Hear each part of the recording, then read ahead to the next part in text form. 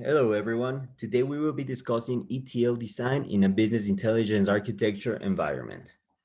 To start, companies must deliver a high level plan that identifies sources and targets and will be the guide towards the extraction, transformation, and loading of data from the source systems. Once the draft has been delivered, an ETL tool must be selected and consider the budget to acquire a service. Database vendors offer ETL tools at additional licensing costs, but there are options too of third party vendors.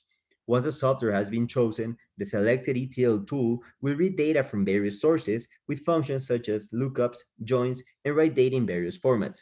Some advantages of using an ETL tool is self-documentation, SQL scripts, sophisticated processing capabilities, and significant business advantages in the future stages, especially the return of investment.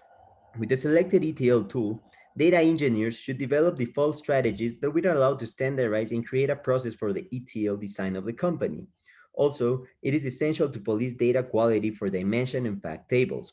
In other words, it is important to monitor during the ETL process for any data anomalies without waiting for business users to encounter any problem. With a clear roadmap and default strategy established, the next stage is to drill down by target table.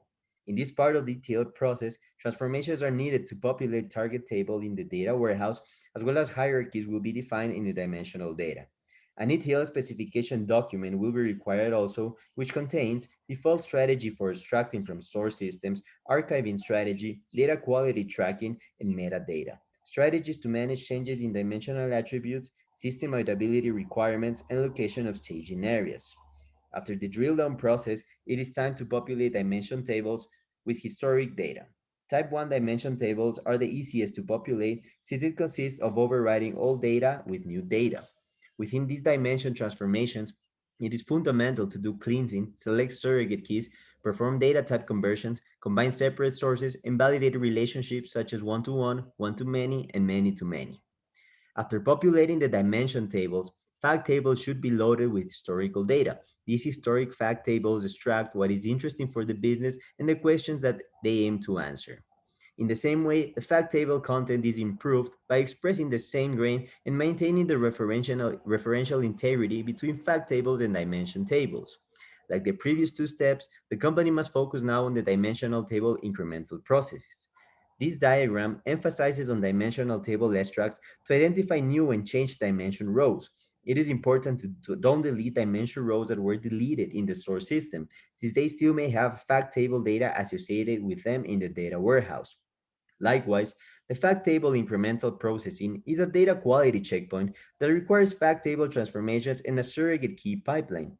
In this stage, referential integrity violations must be automated, as well as error rows or any data that is irrelevant for business requirements must be taken out to a separate file or a table for later analysis. After the incremental processing stages, OLAP and aggregate tables should be loaded. Problems such as size of fact tables should be avoided for them to be processed correctly when loaded. For these aggregations must be in synchronization with the underlying fact data. Finally, the last step in the ETL process is the automation of the ETL system, where the ETL system will begin to handle in an automatic way any predictable exception and errors in a way that the ETL system is designed to fix the data. In the same way, business requirements must be understood so that the real-time architecture can be managed in order to deliver data to business users faster. The ETL stages that were discussed in the previous slides consist mainly of 70% of our resources to build an enterprise data warehouse. That is why data quality checkpoints are important to prevent delays in the ETL process, and the project should be managed in iterative cycles separated into requirements gathering, or better known data profiling, design, development, test, and practice. Regarding business requirements, these are defined as elements that are needed to meet in short time, mainly in 6 through 8 weeks. Business requirements also handle slowly changing dimensions, where data marts and data warehouses dimensions are managed to see historical perspectives, or in other words, type 2 data. This one is the one that retains historic values, where a new record transforms into the current record. Other important elements to consider are the missing and late arriving dimensions, such as product codes, customer numbers, or data problems that may appear as loss of data. Data purging and archiving is also extremely important since it impacts longevity and usability of the system, and it could ruin query performance, especially when managing huge amounts of data. Lastly, granularity and data audit are essential to track metadata and also are important and should be taken into account when considering availability and when users can access the latest and most recent updated data. Now that we know better how ETL processes work, it is time to understand how it can be used to manage big data with Apache Hadoop. Traditional data platforms, such as relational database management systems that are embedded to enterprise data warehouses through ETL, are legacy systems that are incapable and financially impractical for storing and analyzing big data. Enterprise data warehouses cost around $60,000 per terabyte, which would mean that companies like Google would pay around $60 million per hour for the management of their data. That's why big tech companies have found a way to address this issue through Apache Hadoop. This open source distributed software platform has a cost effective scaling performance and offers ETL tools such as Apache Flume, Apache Scoop, and Apache Hive. These ETL tool solutions extract from ERP or CRM applications and transform the data to common formats that fit all the data in the data warehouse. The advantages of these functionalities is that it allows the ingestion of massive amounts of data, offload transformation of raw data, and avoids bottlenecks in traditional methods, allowing easy access and storing of data. A typical ETL and dimensional modeling process for a company that manages big data should look like this with Apache Hadoop. On the other hand, to aid in the process of designing an ETL system, data modeling tools are free open source programs that handle logical structures of databases, its relations, and constraints. It also visualizes how data is accessed and stored through diagrams that create structures of the wished databases. Some data modeling tools include Visual Paradigm for all operating systems, SQL DBM for SQL databases, and Power Designer to manage complex data. Visual Paradigm focuses on a drag and drop editor with easy to build apps that enable exporting of databases from entity relationship diagrams. It also allows collaboration features and simultaneous works within teams. SQL DBM focuses on SQL databases without writing code. However, its free version is limited and doesn't allow for collaborative work, PNG exports, or reverse engineering unless the company pays for that service.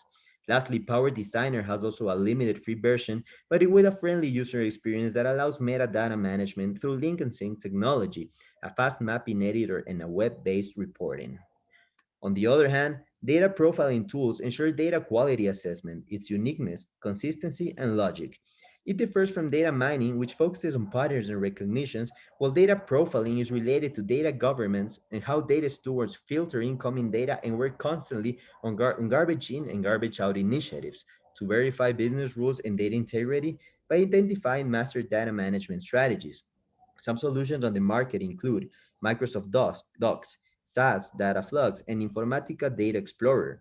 Microsoft Docs offer data extraction, transformations, and loading through analysis of source data that prevents quality issues before the data warehouse stage. SAS Data Flux, on the other hand, focuses on data quality integration and master data management, offering high performance environments to create and explore data profile and design data standardization schemes.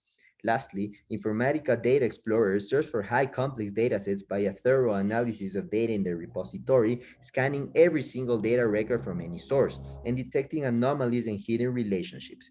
It also comes with pre-built rules that can be instantly applied to data profiling, for which this is a great option for enterprise data management projects and migration to other enterprise data warehouse sources. Now we must understand also what data virtualization is and how it differs from ETL. The process of data virtualization can be very helpful when managing big data. It derives information faster and addresses data movement challenge by ensuring data remains at the same source, but it's also available at real time. This is an alternative to performing physical ETL processes with cloud data services, which are cost efficient solutions that contain prepackaged integrations for SaaS or systems as a software and on premises tools such as Excel. It is recommended to not use ETL if data virtualization is a viable option. In the end, both are complementary technologies that will be chosen according to the business processes, strategy, and budget of a company. Nevertheless, data virtualization is an extension to ETL and enterprise data warehouse deployments, and on the following table, both solutions can be compared to understand pros and cons of both when choosing the correct approach if migrating to a new enterprise data warehouse system. I hope this presentation was very useful to you in understanding how ETL tools and processes function in a business intelligence architecture environment. Thank you very much.